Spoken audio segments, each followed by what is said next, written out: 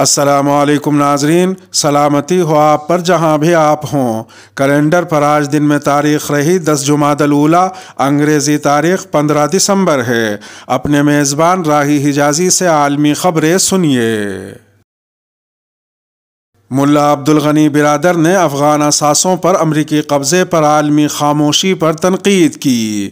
افغانستان کے نائب وزیر اعظم ملا عبدالغنی برادر نے منگل کے روز ملک میں بڑھتے ہوئے معاشی مسائل کے درمیان امریکہ کی جانب سے افغانستان کے بینکنگ اثاثوں کو منجمد کرنے کے بارے میں خاموش رہنے پر بیرونی ممالک پر کڑی تنقید کی ہے۔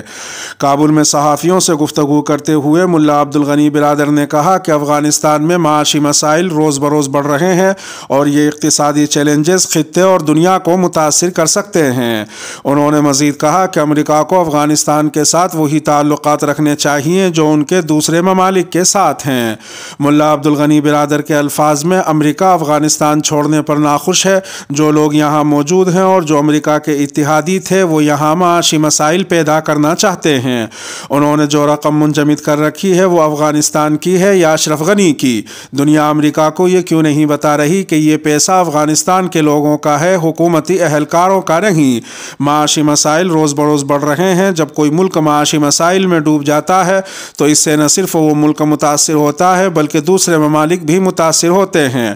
ہمارا مطالبہ صرف یہ ہے کہ امریکہ افغان عوام اور حکومت کے ساتھ وہی سلوک کرے جیسا کہ وہ دنیا کے ساتھ کرتا ہے۔ ملا عبدالغنی برادر کا یہ بیان پیر کو وائٹ ہاؤس کے پریس سیکریٹری جین ساکی کے اس تبصرے کے بعد سامنے آیا ہے جس میں جین ساکی نے کہا کہ فوری طور پر $10 ارب کی رقوم طالبان کو جاری کرنے کا کوئی فوری اقدام زیر غور نہیں ہے۔ معمول کی روزانہ بریفنگ کے دوران پریس سیکریٹری جین ساکی نے پیر کی شام اخبار نویسوں کو بتایا کہ ان اثاثوں تک رسائی نہ ملنے کی کئی ایک وجوہات ہیں۔ انہوں نے کہا کہ یہ ایک پیچیدہ معاملہ ہے اور یہ کہ انتظامیہ بہت باریک بینی کے ساتھ اور اتحادیوں اور شراکت داروں سے رابطے میں رہ کر اس کا جائزہ لیتی رہتی ہیں۔ جین ساکی نے مزید کہا کہ ان رقوم کے معاملے میں ایک مسئلہ یہ لاحق ہے کہ 11 ستمبر 2001 کے حملے میں ہلاک ہونے والوں کے لواحقین نے قانونی چارہ جوئی کر رکھی ہے جس کے سلسلے میں طالبان کے خلاف فیصلوں کا امکان موجود ہے۔ جین ساکی کے تبصرے ایسے وقت میں سامنے آئے ہیں جب افغانستان میں امریکی ڈالر کے مقابلے میں افغانی کرنسی کی قدر میں گراوٹ دیکھی گئی ہے جو پچھلے 20 سالوں میں غیر معمولی ہے اور جس کے نتیجے میں اشیاء کی قیمتوں میں زبردست اضافہ ہوا ہے۔ کچھ کارکنوں نے کہا کہ افغانستان کے لوگ امارت اسلامیہ اور دنیا کے درمیان سیاسی مسائل کی قیمت ادا کر رہے ہیں، خاص طور پر امریکہ کے ساتھ۔ سول سوسائٹی کے ایک کارکن نے کہا کہ ممالک کو انسانی امداد کو سیاست سے الگ رکھنا چاہیے۔ بدقسمتی سے ہم غیر ملکیوں کی سیاست کا شکار ہو گئے ہیں۔ وزیر اعظم عمران خان نے افغانستان کی صورتحال پر اجلاس طلب کر لیا۔ وزیر اعظم پاکستان عمران خان نے ہمسایہ ملک افغانستان کی صورتحال پر اجلاس آج طلب کر لیا ہے جس میں ملک کی سول اور عسکری قیادت شریک ہوگی۔ تفصیلات کے مطابق وزیر اعظم عمران خان کی زیر صدارت افغانستان کی صورتحال پر آج ایک اہم اجلاس ہوگا جس میں وفاقی وزراء اور عسکری حکام شرکت کریں گے۔ پاکستان کی خارجہ پالیسی میں افغانستان میں قیام امن کو خصوصی اہمیت حاصل رہی ہے۔ وزیر اعظم نے متعدد مواقع پر کہا ہے کہ افغانستان میں قیام امن پاکستان میں امن کے مترادف ہے۔ افغانستان میں قیام امن کے ساتھ ساتھ پاکستان افغانستان کے عوام کی معاشی ضرورت پوری کرنے کے لیے امدادی ساز و سامان بھی روانہ کرتا رہا ہے۔ خیال رہے کہ اس سے قبل معاون خصوصی ڈاکٹر فیصل سلطان نے کہا کہ پاکستان کی جانب سے 16 کروڑ کی ادویات اور طبی ساز و سامان افغانستان بھجوایا جا رہا ہے۔ ڈاکٹر فیصل سلطان نے 6 روز قبل کہا تھا کہ وزیر اعظم عمران خان کی ہدایت پر افغانستان میں صحت کی سہولیات فراہم کرنے کی پوری کوشش کر رہے ہیں۔ سال 2022 میں افغانستانی ٹیم انڈیا کے خلاف 3 یک روزہ میچ کھیلے گی۔ افغانستان کی کرکٹ ٹیم اگلے 2 سالوں کے فیوچر ٹور پروگرام شیڈیول کے مطابق مارچ 2022 میں انڈیا کے خلاف 3 میچوں کی ون ڈے سیریز کھیلے گی۔ افغانستان کرکٹ بورڈ نے منگل کے روز اس کی تصدیق کرتے ہوئے کہا کہ قومی ٹیم اب سے 2 سال کے عرصے میں گھر اور باہر 11 ون ڈے، 4 T20 اور 2 ٹیسٹ سیریز کھیلے گی۔ افغانستان مجموعی طور پر 52 بین الاقوامی میچ کھیلے گا جس میں 37 ون ڈے، 12 T20 اور 3 ٹیسٹ میچ شامل ہیں۔ اگلے 2 سالوں میں افغانستان 2022 میں ایشیا کپ اور پھر اسی سال ICC T20 ورلڈ کپ، اس کے بعد ایشیا کپ اور 2023 میں ICC one day world cup کھیلے گا۔ اسی طرح افغانستان اگلے سال کا آغاز نیدرلینڈ کے خلاف ون ڈے سیریز سے کرے گا، جبکہ وہ سال کا اختتام زمبابوے کے خلاف تینوں فارمیٹس ون ڈے T20 اور ٹیسٹ کی سیریز کے ساتھ سال کا اختتام کرے گا۔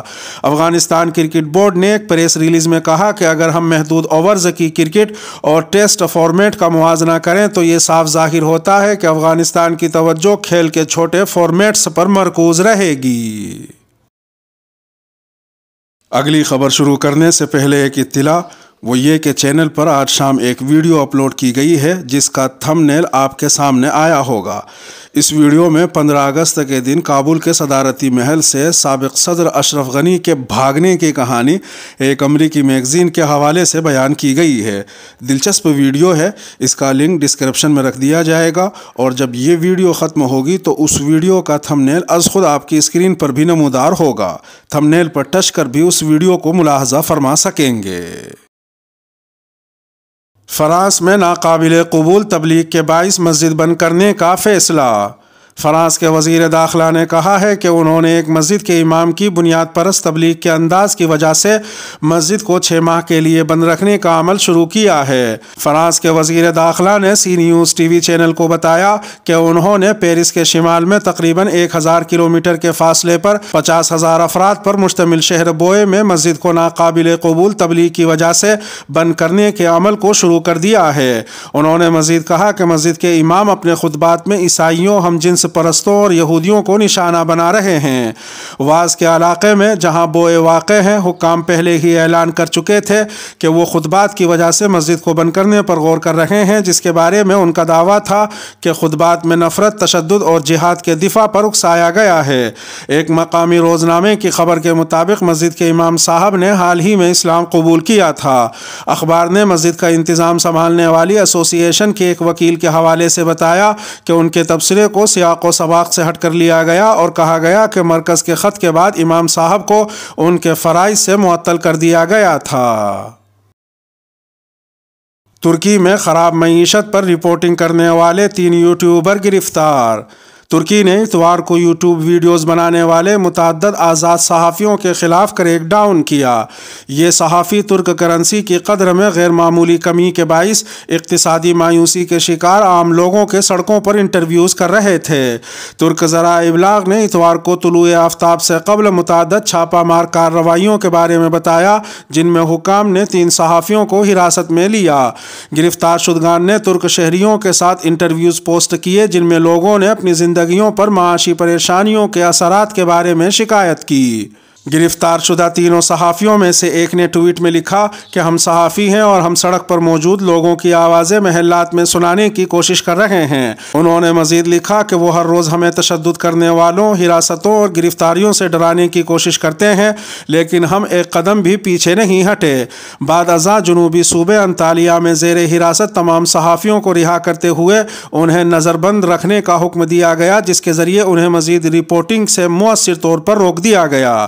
واضح رہے کہ ترکی کے صدر رجب طیب اردوغان نے ہفتے کو ایک تقریر میں مبینہ طور پر کہا تھا کہ ہم دیکھتے ہیں کہ سوشل میڈیا چینلز کے تیزی سے پھیلاؤ کے باعث جھوٹ اور تیار کردہ خبروں کے ساتھ غلط معلومات تیزی سے پھیلتی ہیں۔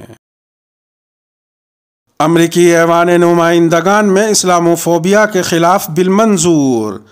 امریکی ایوان نمائندگان میں اسلاموفوبیا کے خلاف بل منظور کر لیا گیا ہے، جسے اسلامی دنیا کے لیے تاریخی کامیابی قرار دیا جا رہا ہے۔ تفصیلات کے مطابق اسلاموفوبیا کے متعلق بل میں ایک محکمہ بنانے کی تجویز دی گئی ہے جو اسلاموفوبیا کے واقعات کی نگرانی کرے گا۔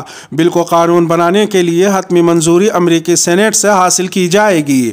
بین الاقوامی میڈیا کا کہنا ہے کہ ڈیموکریٹس نے اسلاموفوبیا کے خلاف بل کی حمایت میں 219 ووٹ ڈالے، جبکہ ریپبلکنز کی جانب سے 212 ووٹوں کے ساتھ مجوزہ قانون کی مخالفت کی گئی۔